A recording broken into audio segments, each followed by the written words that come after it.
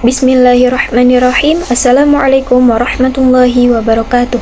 Puji syukur kehadirat Allah Subhanahu wa Ta'ala, karena pada kesempatan ini kami dari kelompok 4 akan mempresentasikan modul ajar pendidikan agama Islam dengan materi yang sudah kami ambil, yaitu materi perilaku jujur untuk peserta didik kelas 4 SD.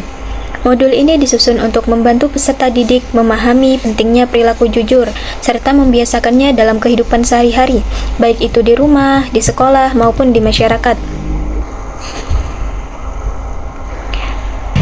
Identitas modul ini yaitu penulisnya ada saya, yaitu Alisa Febrianti dengan NIM 0541081133, dan dua teman lainnya yaitu ada Naila Nazwa Ramadanti dengan NIM 0528353488, dan yang terakhir ada Muhammad Abela Septio Putra dengan NIM 0548340223. Mata pelajaran yang kami ambil yaitu mata pelajaran Pendidikan Agama Islam fase B kelas 4 SD dengan menggunakan elemen akhlak dengan alokasi waktu 1 kali 35 menit di Sekolah Dasar Negeri Indah.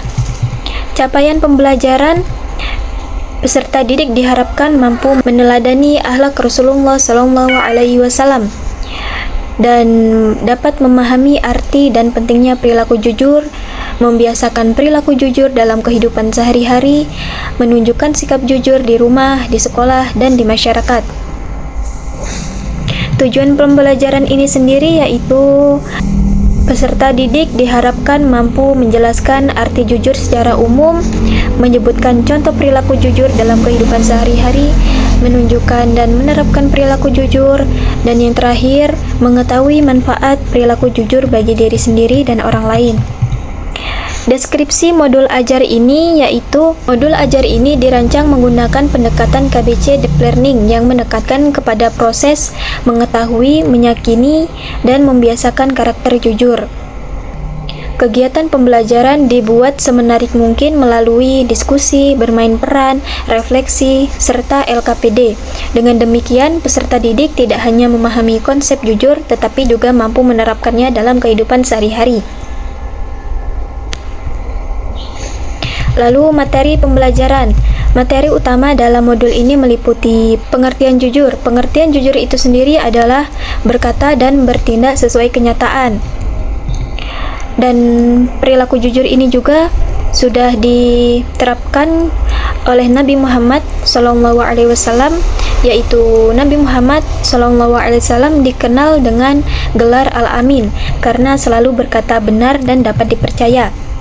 Contoh perilaku jujur seperti mengakui kesalahan, tidak mencontek, mengembalikan barang yang ditemukan, berkata apa adanya, dan meminta izin saat meminjam barang. Manfaat bersikap jujur ini yaitu dapat dipercaya orang lain, memiliki banyak teman, hidup lebih tenang, serta disukai guru dan orang tua. Metode dan media pembelajaran yang kami ambil yaitu ada tanya jawab, diskusi kelompok, bermain peran, presentasi, dan yang terakhir ada refleksi.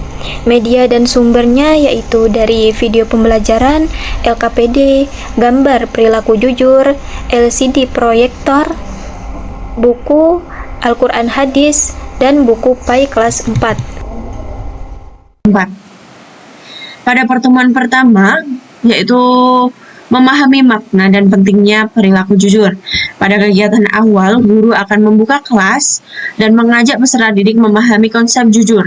Dengan memberikan pertanyaan pemantik, guru memberikan keleluasaan kepada peserta didik untuk menjawab tanpa dijelaskan terlebih dahulu. Karena nantinya, pada pertanyaan ini, guru akan mengasah apakah peserta didik sudah memahami materi ini ataupun belum. Yang dimaksud yaitu peserta didik sudah pernah belajar tentang materi ini atau belum. Pertanyaan yang akan dilontarkan oleh guru yaitu apa yang terjadi jika seorang suka berbohong, kemudian apakah kalian pernah menjawab pertanyaan dengan jujur meskipun sulit. Dan yang kedua, pada kegiatan awal ini peserta didik bersama guru akan melakukan ice breaking dengan bersolawat bersama. Hal ini dilakukan agar peserta didik nantinya memiliki jiwa semangat atau otaknya itu lebih fresh untuk menangkap materi yang akan diajarkan. Kemudian yang ketiga, setelah kegiatan pra pembelajaran, peserta didik akan mengisi LKPD awal. Kita masuk pada kegiatan inti. Yang pertama yaitu peserta didik membaca ataupun menyimak video yang akan ditayangkan oleh guru pada LCD proyektor. Yang kedua yaitu peserta didik akan diajak guru untuk bermain peran. Dalam situasi ini, guru mengajak siswa untuk memilih mana tindakan yang jujur jika peserta didik dihadapkan pada situasi dua situasi. Yang pertama yaitu seseorang menemukan atau temannya menemukan uang di kelas dan tidak diberitahukan kepada guru. Dan yang kedua yaitu terdapat temannya tidak mengerjakan PR, tetapi teman itu memberitahu kepada guru atau berkata kalau dia tidak mengerjakan PR karena ada sesuatu hal. Kemudian guru akan memberikan penguatan karakter pada siswa setelah siswa menjawab dari permainan peran tadi. Dan yang ketiga, peserta didik berdiskusi dalam kelompok dengan LKPD pengelompokan sikap jujur. Pada poin ketiga ini saling terkait dengan poin keempat, di mana poin keempat peserta didik melakukan kegiatan bermain peran tentang perilaku jujur yang telah ia temukan atau lakukan pada hari itu. Peserta didik mempresentasikan hasil kerja kelompoknya di depan. Kemudian peserta didik dengan bimbingan guru akan memberikan umpan balik terhadap presentasi kelompok lain. Yang dimaksud dalam hal ini yaitu seperti tanya jawab. Kemudian kita masuk ke kegiatan penutup. Guru bersama peserta didik menyimpulkan pembelajaran yang telah dilakukan pada hari itu. Guru memberikan motivasi kepada siswa agar selalu melakukan perilaku jujur dalam kehidupannya. Kemudian, guru mengajak seluruh siswa untuk mengucapkan hamdalah sebagai bentuk rasa syukur karena pembelajaran telah berjalan dengan lancar. Baik, saya akan melanjutkan penjelasan daripada mahasiswa sebelumnya yaitu Mbak Mila terkait modul yang kita buat. Langsung saja ke LKPD 1, asesmen awal, yaitu eksplorasi berbagai bentuk perilaku jujur. A. Petunjuk.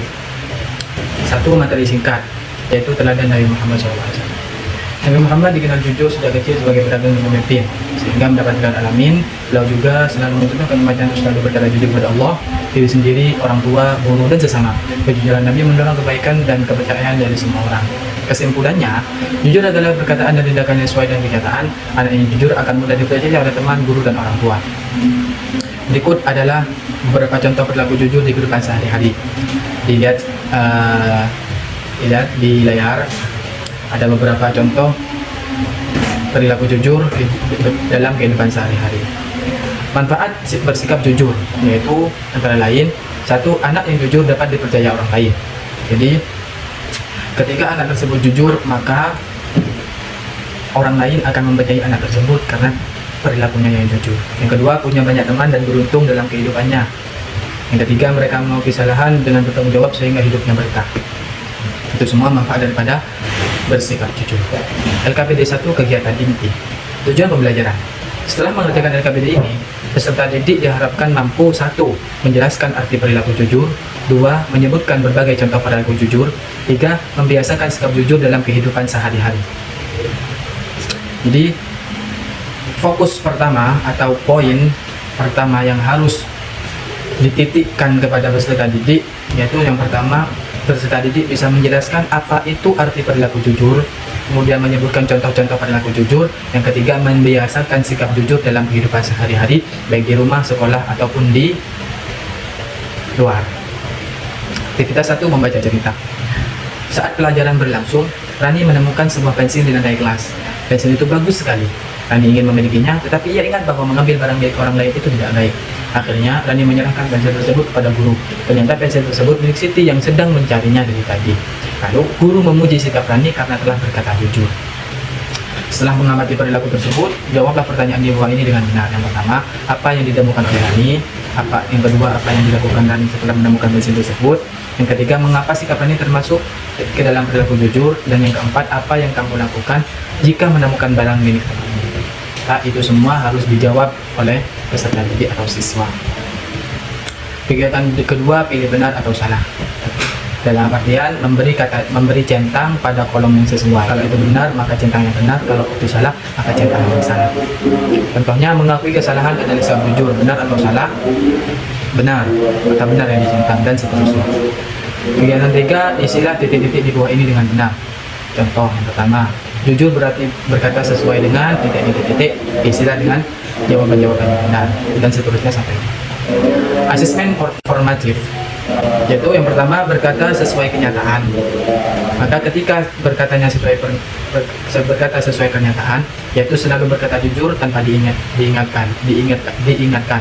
Maka itu berkategori sangat baik dengan jumlah skor 17-20. Dan baik, ada kategori baik, sering berkata jujur, itu kategori baik. Kemudian kadang berkata jujur, kadang tidak, itu kategori cukup baik. Sering berkata tidak jujur, maka itu masuk pada kategori perlu bimbingan, dan seterusnya sampai nomor 5. Untuk jumlah skor, kategori sangat baik 17-20, baik 13-16, cukup 9-12, perlu bimbingan 5-8. Tindak lanjut asesmen. Ketika hasil asesmen peserta didik atau siswa itu sangat baik, maka tindak lanjutnya yaitu memberikan apresiasi dan mempertahankan sikap jujur daripada anak peserta didik tersebut. Kemudian hasilnya ketika baik, maka memberikan penguatan agar lebih konsisten terhadap sikap jujurnya tadi. Apabila hanya cukup, maka memberikan bimbingan dan motivasi agar anak peserta didik tersebut bisa melakukan perilaku jujur pada setiap keadaan atau pada setiap waktu di dalam kehidupannya. Yang terakhir yaitu perlu bimbingan, maka tindak lanjutnya yaitu pendampingan khusus dan kerjasama dengan orang tua. Maka kerjasama antara guru dengan orang tua itu menjadi tindak lanjut daripada hasil asesmen yang terakhir bagi peserta didik, yaitu perlu bimbingan karena seringnya dia berkata bohong atau tidak jujur. Asesmen sumatif. Tugas 1 yaitu hanya pilihan ganda, baca soal, kemudian pilih mana jawaban yang benar.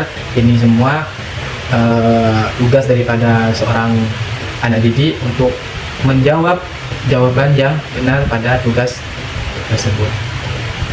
Untuk tugas 2 yaitu sama dengan tadi, memberi tanda centang pada sikap yang menunjukkan perilaku jujur. Atau tidak jujur, itu tidak usah dikasih centang. Tugas 3, menjawab pertanyaan dengan jawaban yang tepat. Itu apa yang dimaksud dengan perilaku jujur, sebutkan minimal 3 contoh perilaku jujur di sekolah, mengapa kita harus bersikap jujur. Itu semua dijawab oleh siswa atau peserta didik. Rubrik asesmen sumatif. Aspek yang dinilai: 1. Pemahaman tentang perilaku jujur. Kategori sangat baik yaitu memahami pengertian dan manfaat perilaku jujur dengan sangat baik. Kalau kategori baik, memahami pengertian perilaku jujur, cukup memahami sebagian materi, perlu bimbingan, belum memahami materi. Itu semua harus dipahami oleh seorang guru tentang aspek-aspek apa yang dinilai dan kategorinya masuk kategori yang mana, sangat baik, cukup, atau perlu bimbingan. Keterangan: peserta didik mencapai tujuan pembelajaran apabila telah mencapai tingkatan sangat baik, dan cukup. Jadi perlu diketahui bahwasanya ketika peserta didik sudah mencapai tujuan pembelajaran, yaitu apabila peserta didik telah mencapai tingkatan sangat baik, dan cukup. Jika peserta didik tidak mencapai tujuan tingkatan yang telah ditetapkan, maka peserta didik harus mendapatkan remedial agar kesalahan yang sama tidak terulang lagi, dan agar perilaku jujur bisa ditanam dalam kehidupan sehari-hari peserta didik tersebut. Refleksi guru atau evaluasi bagi seorang guru. Pertama, apakah tujuan pelajaran sudah tercapai? Kedua, apakah siswa dapat memahami pentingnya perilaku jujur? Yang ketiga, metode apa yang paling efektif digunakan. Yang keempat, kendala apa yang ditemukan selama pembelajaran. Kelima, bagaimana keaktifan siswa saat pembelajaran berlangsung. Maka itu semua evaluasi dari pada seorang guru, apa saja kekurangan dan apa saja kelebihan dalam proses pembelajaran yang sudah dilakukan ketika sudah dilakukan pada saat itu. Angket 4 balik pembelajaran siswa atau refleksi. Ini semua diisi oleh siswa. Beri tanda centang bagi jawaban yang sesuai. Pertama, saya memahami materi tentang perilaku jujur. Paham atau ya? Jika paham, kadang jika masih belum 100% memahami, tidak jika tidak sama sekali memahami. Centang sesuai keadaan peserta didik. Kemudian pendapat siswa. Hal yang paling saya sukai dari pembelajaran ini adalah siswa untuk mengisi hal apa yang paling disukai dalam pembelajaran tersebut atau pada pembelajaran hari ini. Kedua, hal yang masih sulit saya pahami yaitu apa saja hal-hal yang masih sulit atau yang masih sukar untuk dipahami oleh seorang peserta didik. Yang ketiga, saran untuk pembelajaran berikutnya. Jadi peserta didik harus memberi saran kepada seorang guru apa saja evaluasi atau apa saja kritik dan saran seorang peserta didik kepada guru agar guru bisa memberikan pengarahan atau memberikan pembelajaran yang sebaik mungkin dan sebagus atau seunik mungkin. Yang terakhir, daftar pusaka silakan dicek sendiri atau dibaca sendiri, karena daftar pusaka ini mungkin hanya sebagai rujukan saja, tak perlu dijelaskan secara detail. Mungkin ini saja yang bisa kami sampaikan atau kami jelaskan. Kurang lebihnya mohon maaf apabila ada kesalahan dalam penulisan atau dalam penjelasan atau dalam pemaparan materi atau pemaparan penjelasan modul ajar ini. Mohon maaf sebesar-besarnya pada Bapak dosen, dan juga kami berterima kasih atas bimbingan yang Bapak dosen berikan kepada kami semua. Terima kasih sebanyak-banyaknya. Juga kepada teman-teman dan rekan-rekan mahasiswa yang lain, kami ucapkan terima kasih dan mohon maaf jika ada kekeliruan dan kesalahan daripada kami semua. Kami dari kelompok 4 pamit undur diri. Mungkin itu saja yang bisa kami sampaikan. Akhirul kalam, wassalamualaikum warahmatullahi wabarakatuh.